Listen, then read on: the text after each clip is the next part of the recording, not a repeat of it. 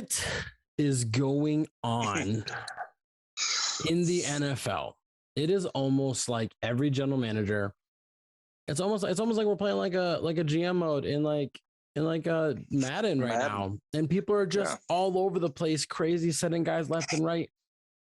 We literally get a report out that's saying, "Oh, the Chiefs and Tyreek Hill they're not really close on their contract deals, and now it's kind of soured." And then like 30 minutes later, he's on the Dolphins. I love it. It's great. It's chaos, but what? Which got us thinking, which got us talking. What is the value of some of these guys? Now, in one of our leagues that we're in together, I started dogging on Tyreek Hill's value right away. And I was just saying that I feel like it's dropped. And I'll explain why here in a little bit. But I feel like every player that gets traded has an increase or a decrease in value, at least on surface viewing. Like, just from a quick glance right now, they're probably good. They're probably going down. Like we can assume. We can be wrong. But let's just kind of talk about where we are now and why we think guys are moving up and down. So today is called Stock Watch here on the Cheap Seats, second and shorts rendition of fantasy and dynasty football. And we're not going to talk about their NFL, the NFL impact they're going to have. We're going to talk about fantasy. We're going to talk about dynasty impact they're going to have since we're in the dynasty offseason. But I am Tyler Lauder, your host, joined with Jason Teasley, our dynasty expert over on the coast. I'm doing all right. Just wondering if this is the craziest offseason that the NFL could potentially come up with. I mean, like you said, I feel like this is just a bunch of people that got inebriated and just started just throwing stuff around. And yeah, we'll take that deal. Like it's drunk fantasy football. This is like as if one of your buddies in your league is getting married and you're all at the wedding. And instead of everybody dancing, you're all running around table like, who wants this? Who wants this? And you just start kind of shuffling the deck. And it's insane. I like it. I like it. I do as well. So with that being said, let's kind of talk about the big offensive trades that we think have an impact on the NFL and dynasty wise, that not really NFL, but like that have impacted the NFL and that are going to impact dynasty. And we'll just go from the most recent down to until we decide to stop here. So we'll talk about Tyreek Hill at first. Now, I've already said that I have a kind of a down on Tyreek Hill. Now, I still value him as probably like number 10, like 9, 10, 11 range is probably where I'm sitting him. He's probably at the back end of my top 10 now for dynasty value. Oh, yeah. Couple reasons why. He's going to be approaching, I believe he's 28 right now. He's going to be approaching age 29 season, historically approaching age 29 season on a new team with a massive contract extension. We don't see players really translate into top 5 wide receivers after that. I think we talked about this a couple weeks ago, and there's a very small list of guys that have done that. Guys like Jerry Rice, Randy Moss type S guys. And this isn't me now dogging saying Tyreek Hill is an elite, but when we talk about what he's doing, he's going from Patrick Mahomes to Tua. That's a downgrade. No matter, even if Tua improves, Pat Mahomes is the best quarterback in the league. So it's just a downgrade, or he's in the top three, whatever, however you want to spit it. Yeah. He's right in, he's in that cusp of rotate these 3 players and you're probably picking right. But he goes to Tua, which now he has to have a quarterback that throws with a different hand, which probably isn't much of a big deal. Ball spiral, like spins the opposite way, but that's probably not a big deal. Just something to note. But on top of that, though, he goes to a system where instead of just having Travis Kelce, who he's dealing with, taking away targets, he goes to a team that already has Devontae Parker. They already have Jalen Waddle. They have Mike Gesicki, who, mind you, 80% of his snaps, he lines up at receiver, even though he's a tight end. Yeah. They just signed Chase Edmonds. They just signed Mostert. They still have Gaskins on the team. They went out and signed Cedric Wilson at receiver as well.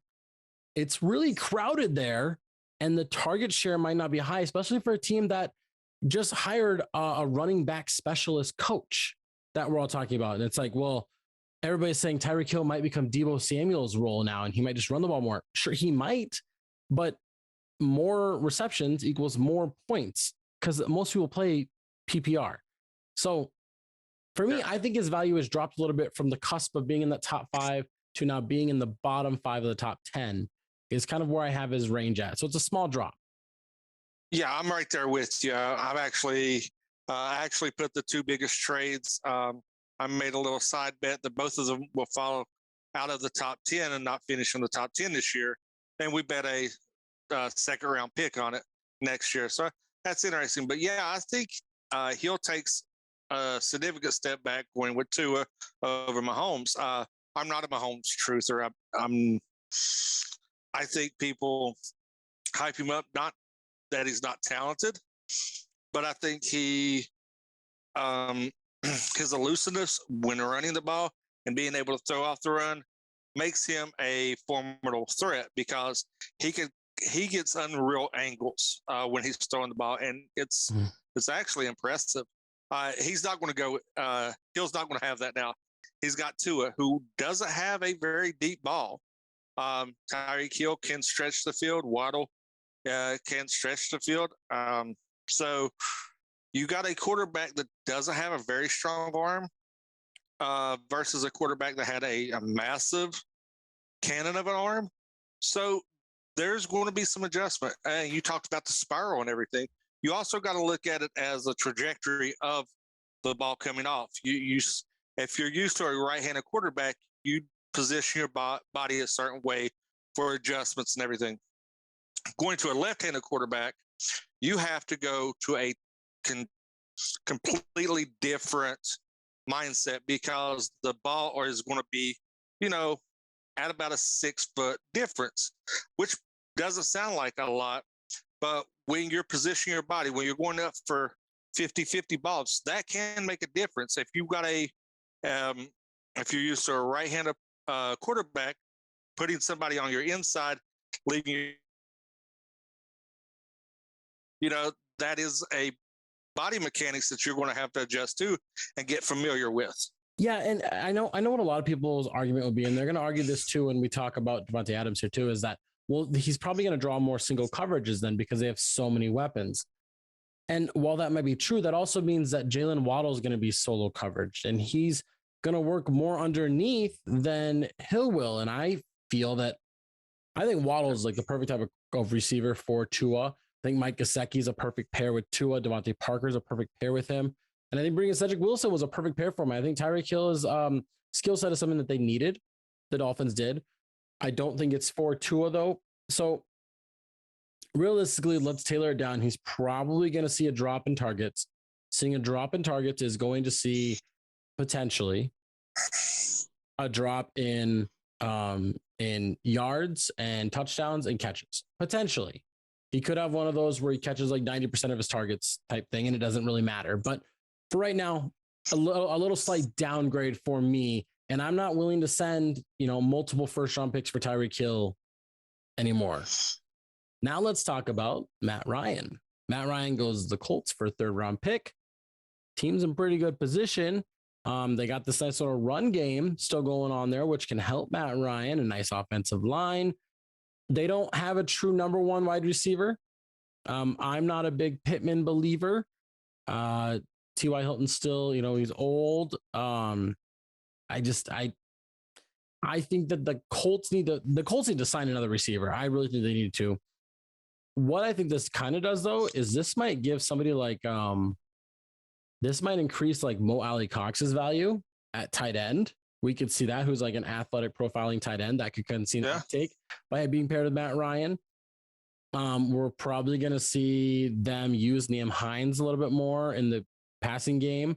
I'm not saying he wasn't before, but just more for Matt Ryan's sake. And I think that this move is like, it's not really an increase too much for me. It's just kind of like, it's just there. He stays in that tier 4 of quarterbacks for dynasty wise. Yeah, I think it's a lateral move. But I'm going to point out something.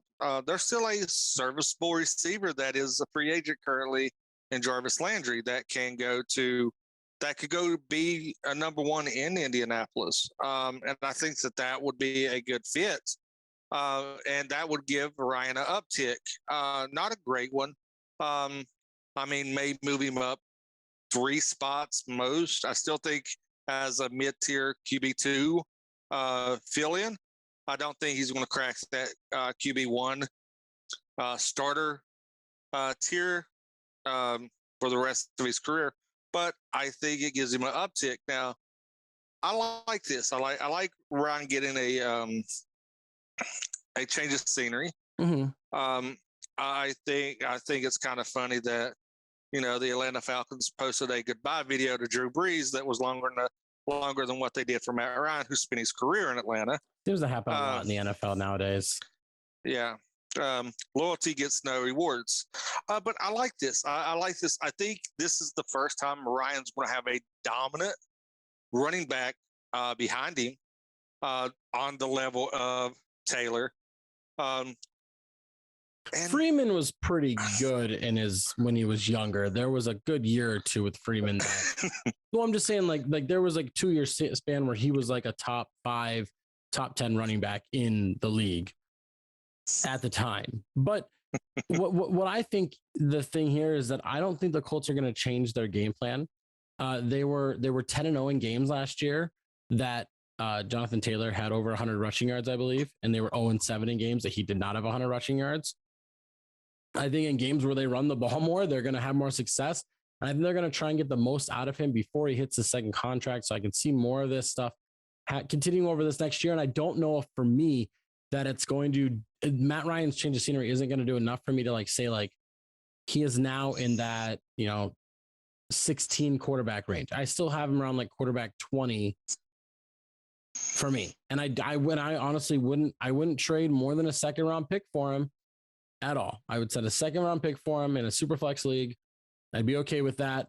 But I don't think his change of scenery is upped his value too much for me. Now moving on to Robert Woods. Robert Woods goes from the Rams to the Titans because they pulled an Allen Robinson. They still want to bring in OBJ, and it's for a 2023 6th round pick. Now, Woods did tear his ACL. That is a big thing to worry about. But Robert Woods is Mr. Consistent. He is what a wide receiver 2 is supposed to be, where he's probably going to finish anywhere from 13 to 24 on a given year. And now he goes to Tennessee, who needs a number 2. And I mean, he probably won't be healthy by OTAs, but I mean, I could see him being healthy by the start of the season. And for me, this is a guy that I believe his value has dropped, but it shouldn't have. I think the perception of value has dropped, but but he is a great buy low candidate that you're going to reap massive rewards. I think him going there with a run game opposite AJ Brown, I think he's going to feast on the coverage that he's going to draw. Now, this is granted he comes back healthy, no setbacks or anything. I think he's going to feast with the run game with Derrick Henry. I think it elevates everybody around him. Yeah. I think this is a great buy low candidate. That should not be a buy low candidate. People are going to say, oh, well, Tennessee's a run first team. They've got AJ Brown there. Tannehill's not that great of a quarterback. Look at the numbers. He's going to produce. I think a realistic expectation for him is going to be around a wide receiver 16. I think that's a good expectation to set for him. Yeah, and I think that the Titans are there. I think they're going to slowly realize that they need to tailor their game a little more to passing and kind of not bury Derrick Henry so much, especially coming off of injury. I could see something where he's sitting around 250 to 280 carries instead of hitting over that 300 mark, which would result in more passes.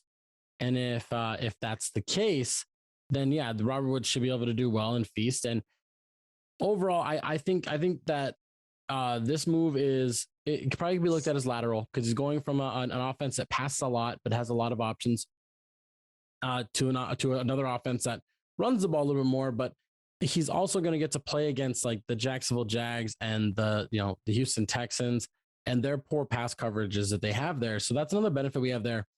Now let's talk about Deshaun Watson. That's the next trade that went down if we're going in reverse order. I think Deshaun Watson's value increased by him coming back to the NFL.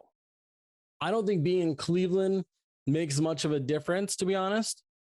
I think being on a team that runs the ball so much will probably make it so he's not a top 5 dynasty quarterback for me, which is where he was prior to him not playing last year. He was like quarterback 4 or 5.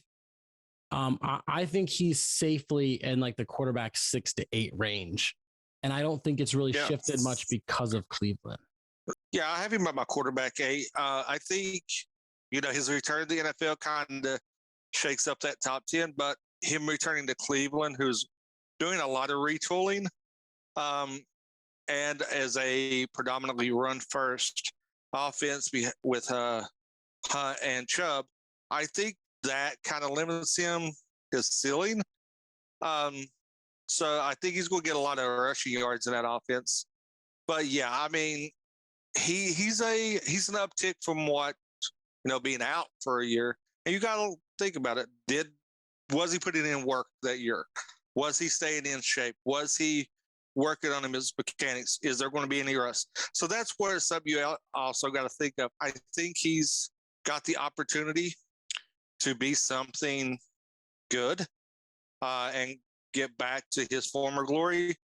But I also think that you need to taper your expectations thinking he's going to be in that top 3-4 range. Yeah, I agree. And I don't think, but then again, we also have to talk about the potential suspension that's going to come. We'd have to assume there's a suspension coming. I don't know why we have to assume that, but just like whenever a player has legal trouble, I just assume a suspension comes a year later. And so, yeah, that's something that the Browns are going to have to deal with too as well and adjust. And we're going to see it's probably going to impact him this year, but going forward, he probably should still be remaining in that, QB1 range. All right, let's keep steamrolling through this. Let's talk about Davante Adams going from the Green Bay Packers to the Las Vegas Raiders. And this is almost identical to what Tyreek Hill happened. He's going from Aaron Rodgers to Derek Carr, which is probably a closer gap than Mahomes to Tua. Yes. But still a downgrade. And now he's going from a team where he was sharing the target load with Aaron Jones. I don't know who was really taking up, passes and catches from him, to a place that now has Darren Waller and Hunter Renfrow, 2 guys that will demand 100 targets. And then also, Edwards is still a guy that people have a lot of faith in and Derek Carr likes. Yeah. I don't know where the abandoned targets are going to come from for Adams. For me, he drops down a little bit as well because it's the same thing. 29, massive contract, new team, new offense, limited target share. Value drops, he's probably in the same range of 9 to 11 for me, dynasty-wise. And I might be too low on these guys right now, but I look at like a 3-year window when acquiring somebody. And for me, I look at his trajectory just decreasing naturally, even if he was in Green Bay. So now going to another offense that I think is going to be too crowded for him to be a number one, because like realistically, all 3 of those guys could see 100 targets. This is true. But I don't know, Yeah, and the Raiders like to throw the ball. They do got Josh Jacobs back there, who is a probably roughly 1,400 yard purpose yard back. So he's going to give it targets out of the backfield. They got Kenyon Drake, I think, is still there, who's a nice pass catching back. So yeah, these targets have got to come from somewhere. And they're in for coming off a solid season where Waller was down, that, are in for a benefit from, but now you're putting a wide receiver 1 in that offense that Carr hasn't really had. So I think this is one of those instances like you got to find somewhere to spread the ball out. And because you have so much talent already on the field, his value is going to dip, especially he's reaching that age where, you know, you start seeing receivers start to plateau. And then in this age range, you see 1-2 years, and then you see the decline occur. So yeah, I like your estimate of a 3-year window. I'm right there. I've got him currently at my wide receiver 11, right outside the top 10, because there's so much talent there, and Carr's got to spread the ball around to all of them to keep them happy and to keep them on a winning trajectory. I mean, it's not even, I don't even think it's I think it's more so about just being a team that can win, more so than being a team that is making everybody happy. Because realistically, Davante Adams just got his bag, so I think he's pretty happy. And so spreading the ball around will mean that the team has more success in a division that is going to be jam-packed, that is going to be very competitive. I mean, getting the 7 seed in the AFC this year is going to be such a difficult thing to do for these teams. We're going to see people falter because we have the Dolphins that are a decent team and the Bills that are a decent team. And we have all these in this team, in this division, that are really good. And then let's talk about, well, the Ravens should probably be better. And we still have the Bengals. Titans and Colts should both be playoff teams. So like, it's going to be crazy, but ultimately Davante Adams, I think his value goes down a little bit for me just because of the target share won't be there. And that's for me is the biggest thing. Now let's talk about another receiver, Amari Cooper. Now,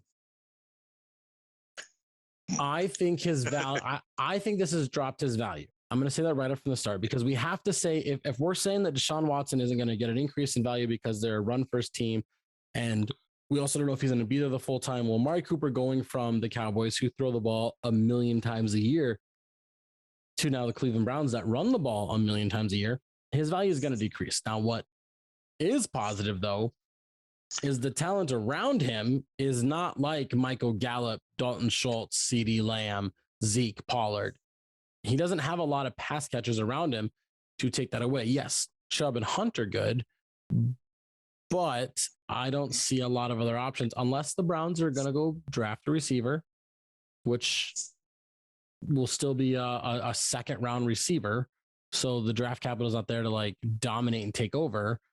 I don't see other people just kind of stepping in. Anthony Schwartz, I don't really see stepping on his toes. Donovan Peoples-Jones is going to get targets, but I don't see him stepping on his toes. David Njoku, they're going to want to get more touches, but I don't see him stepping on his toes. So like his value goes down a little bit because they're not going to throw a lot, but I think he still has an opportunity to surprise people this year. Yeah, this is a receiver that I'm buying low in a lot of my leagues because of I'm selling him as Cleveland's a run first team. You don't know what's going on with Watson this year. You know, it's a good target because, yes, his value is going to dip, but a lot of people are going to see it's going to dip so far that you're going to be able to get him fairly cheap. And you need to jump on that, even if he's going to be your wide receiver 3, wide receiver 4. It's someone that you can stash and cash in later. You know, I'm not targeting him for a massive year this year. I'm looking at year 2 and 3 based on your window that you said earlier.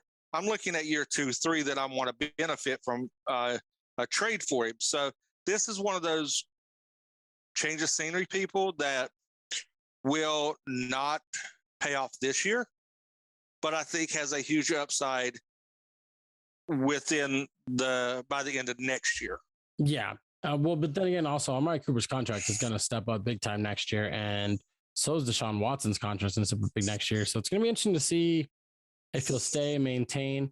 But I do think being the clear-cut number 1 is a positive thing. But I do think being on a team that is going to run the ball a lot is a downgrade that we have to talk about. So, and then we already talked about Carson Wentz last week, so we're not going to talk about that again here because we talked about him on undervalued and overvalued type players and everything. So we'll just talk about our last player here with the guy that kind of started the offseason for us, and that's Russell Wilson. Russell Wilson going from Seattle to Denver. Let's go ahead and talk about this. For me, he is not a top 10 quarterback in the league.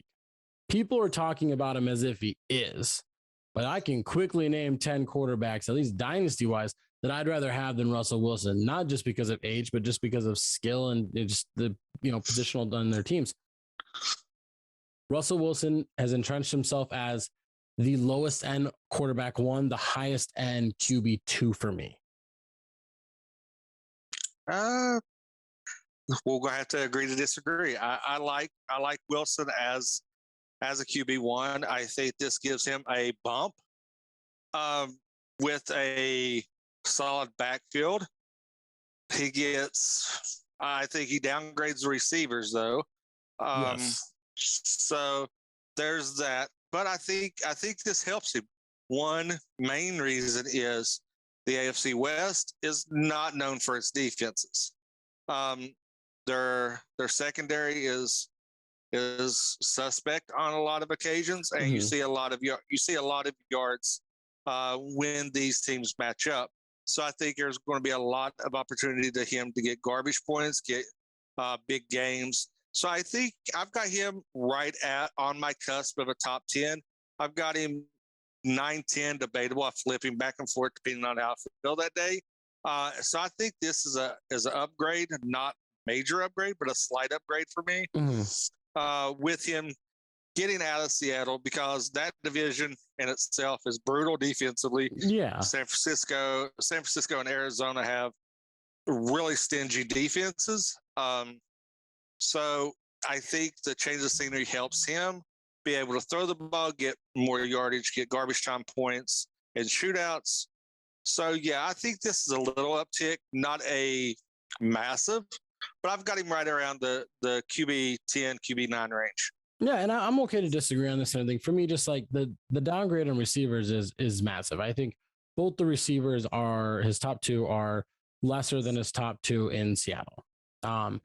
I think he obviously gets a little downgrade in tight end because we don't know what Albert O can actually do yet. I mean, he had a lot of talent coming out of college, I believe out of Missouri, and he was pretty hyped up because he has a really nice size to him and decent speed, but injuries have kind of derailed him, but we still don't know. Denver's offensive line is a little bit better than Seattle's, but people are, for some reason, I've been hearing this whole time, like Russell Wilson goes to the Broncos. They are obviously going to win the division now and everything. And I'm just sitting here and I'm just like, their offensive line is still not that great. Their pass rush is still not that great. For you, one of your examples that you're using to say Russell Wilson is probably going to be a top 10 quarterback is that he's going to get a lot of garbage time points, which suggests that their defense is poor, which suggests they're going to be losing in games, which potentially would contradict everything that NFL analysts are saying. I think you're right. I think Denver's going to be losing in a lot of games. They might win some games. I think Denver's an 8-9 win team. That's it. I don't think Russell Wilson. I agree. Them. I don't understand this whole philosophy of like they were a quarterback away. Well, they're also an offensive line and a decent pass rush away. Make sure they have Chubb, but I mean they really don't have like Denver's defense. Is kind of like when we used to talk about Seattle. Like, oh no, Seattle's good for their defense and they're good for their run game. Well, hold on a second. That's dissolved over time. Pieces are there that show reminiscence of a former Denver defense and a decent offensive line. But realistically, Javonte Williams and Melvin Gordon were creating a lot for themselves as well. So I think if Denver can somehow improve the offensive line, there's still some guys in free agency. I think as the time of recording this, like Dwayne Brown's still available at left tackle. JC Tretter's still available at center. Those are 2 guys that are like obviously can make a big change and impact on a team. There's some decent guards out there as well, but I say hold on a little bit. If you can get Russell Wilson in a super flex league for like a straight up first this year, do it. Somebody starts asking for multiple firsts, I would veer away. I would much rather draft like Malik Willis than have Russell Wilson. People are going to argue with me on that. That's how I am because of the upside and age and everything. But for me, I don't know if this is going to translate. Because we have to remember something. Russell Wilson does this thing. He's really good for 8 weeks. And then it just slowly breaks down if he's not getting protection and his play and performance kind of drop a little bit. And that could happen again if Denver doesn't take care of him. And here's what we have to also talk about. The pass rushers in the AFC West are probably better as a whole than the pass rushers in the NFC West. Like probably, if we took them all together and put them together, they're probably better as a collective unit. Yeah, probably not by much. But I mean, I think it's razor thin. Probably, yeah. But also, you got to think. I would take the secondary of the NFC West over the AFC West this secondary. is true. So I mean, but of course, you got to have time to throw the ball too to get to receivers. Mm-hmm. So I think you're kind of trading off. So yeah, I think that taper expectations on Wilson. Don't go in thinking that he's going to be a massive savior to your team. I made that mistake once already. But he's got the shelf life. I've stuck with him this long. I've got him since his rookie year. I've wrote him out this long, so I'm going to ride him till the wheels fall off. Yeah, that's just the idea that I have. But taper your expectations. Super flex, mid first is about as much as I would pay. Maybe nothing more than 6-7. If this was like a sell high type thing that we were saying, like I would try and sell him high on the hype that the NFL community has created on him, that analysts, draft analysts, and NFL experts have created on him, to change the scenery and just hype up Denver as much as possible, and just be like I would hype up Russell Wilson as much as possible for like a week, and then I would just kind of send out trades, and people are like, I thought you liked him, and it's like, oh, I love him, but my team's shit, and I need to rebuild. Yeah. And if you can snag 2 firsts for him, if you can get 110 and a 23 first, I say fucking do it. Especially if you're not a contender. If you can pull that deal, do it. That's what I say. And with all that being said, we are done here for this episode of The Cheap Seats. Dynasty and Fantasy Analyst, Jason Teasley. I am Tyler Lauder. Make sure to follow us on Facebook, Instagram, Twitter, TikTok. If you are here on YouTube, subscribe, like down below. Comment below what you guys think its stock watch is for some of these guys, they're going up or down based on these new locations. Be on the lookout, because as free agency is kind of winding down, we're going to have a series on YouTube where I'm going to be dropping videos of like our top 15 new additions, which is these traded guys or free agents going from going to a new town and starting a new life in as a new NFL team. Also, you can check us out. We are partners with the W2M Network. And on that same network, Jason's got some cool movie podcasts that he does. Going to talk about those for a second. Where can they see you at? Where can they hear you at? Yeah, you can check me out on either Damn You Hollywood or the Triple Feature with Mark Radlich over on W2M. A lot of movie reviews. We run the gambit, so definitely check that out. We've got one coming up this weekend, a Triple Feature. So if you like movies, definitely check us out. We do a lot of movie reviews over there. Some that I'm not even a part of because I stay busy. Yeah. And you can check me out, Love War Challenges podcast, talk about MTV The Challenges, reality TV show with MTV Malik and Giftmaster Bex over on Twitter. That's it for us. Be sure to follow, subscribe, be ready to check us out. We got more content coming. We're easing our way into the NFL season 2022. And as always, go out there and make some trades.